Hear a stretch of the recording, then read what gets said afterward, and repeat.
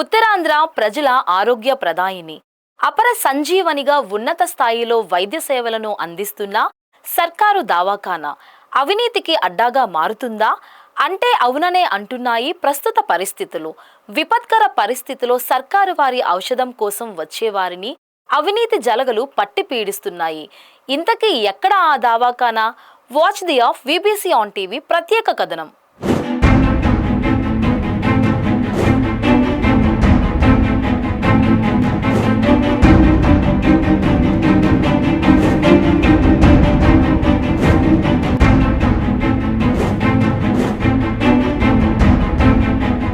Visakha KGH నిత్యం రోగులతో కిటకిటలాడే ఈ ఆస్పత్రి అవినీతికి అడ్డాగా మారుతుందా? గతంలో వెలుగు చూసిన పరిణామాలు అవుననే అంటున్నాయి. ఇటీవల కాలంలో కేజీహెచ్ లోని కొన్ని చోట్ల డబ్బులు ఇవ్వనిదే పని జరగదు. ఇది బహిరంగ రహస్యం. అటువంటి వాటిలో మార్చురీ ఒకటి. పోస్ట్ మార్టం నిర్వహించేందుకు అక్కడ అనధికారికంగా డబ్బులు వసూలు చేస్తుంటారు. పోస్ట్ మార్టం ప్రక్రియను నిర్వహించే ఫోరెన్సిక్ విభాగానికి చెందిన కొందరు వైద్యులు మార్చురీలో పనిచేసే కింది స్థాయి సిబ్బంది కలిసి ఒక రేట్ ఫిక్స్ చేశారు. పోస్ట్ మార్టం నిర్వహించడానికి కవర్లో ఇతర సామాగ్రి అందించేందుకు కనీసం 5,000 నుంచి 10,000 రూపాయల వరకు తీసుకుంటుంటారు. ఈ దందా అనేక సంవత్సరాలుగా కొనసాగుతోంది. అయితే అనధికారికంగా సాగుతున్న ఈ వసూళ్లకు చెక్ చెప్పేందుకు ఫోరెన్సిక్ విభాగాధిపతిగా బాధ్యతలు చేపట్టిన ప్రొఫెసర్ మమత యత్నిస్తున్నారు. పోస్ట్ మార్టం నిర్వహించేందుకు ఎవరికీ రూపాయి కూడా ఇవ్వాల్సిన అవసరం లేదంటూ KGH superintendent, Andhra medical college principal, forensic విభాగాధిపతి ఫోన్ నంబర్లతో కూడిన బోర్డులను ఆమె ఏర్పాటు చేయించారు.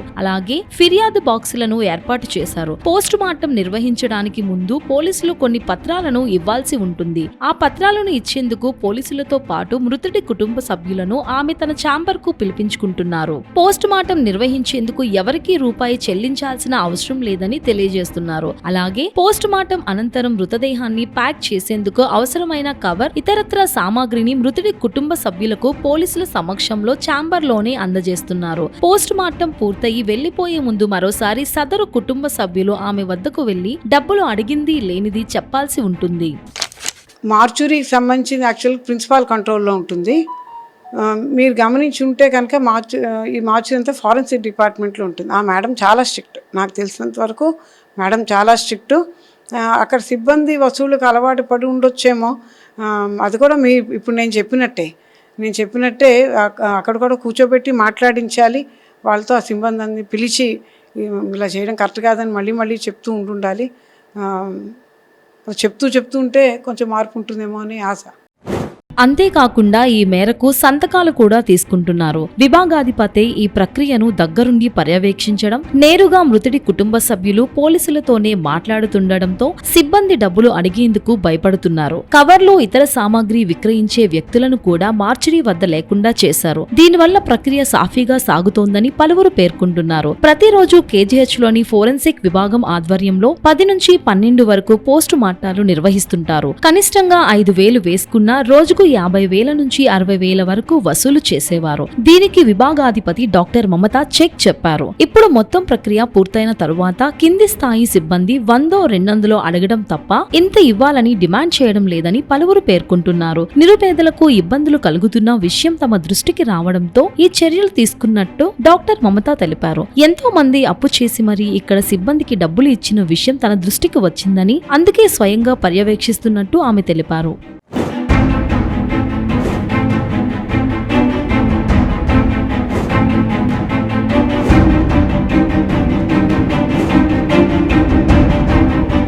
అధికారుల చర్యలు ఫలితాలు ఇస్తున్నా భవిష్యత్తులో పరిస్థితి ఎట్లా ఉంటుందో చెప్పలేం. పుట్టెడు దుఃఖంలో ఉన్నవారి నుంచి వసూళ్లకు చెక్ పడినా సరైన పర్యవేక్షణ రాకపోతే మాత్రం మళ్లీ అలాంటి పరిస్థితులు ఉత్పన్నమయ్యే అవకాశం ఉంది. మరి చూడాలి ఎలా ఉంటుందో.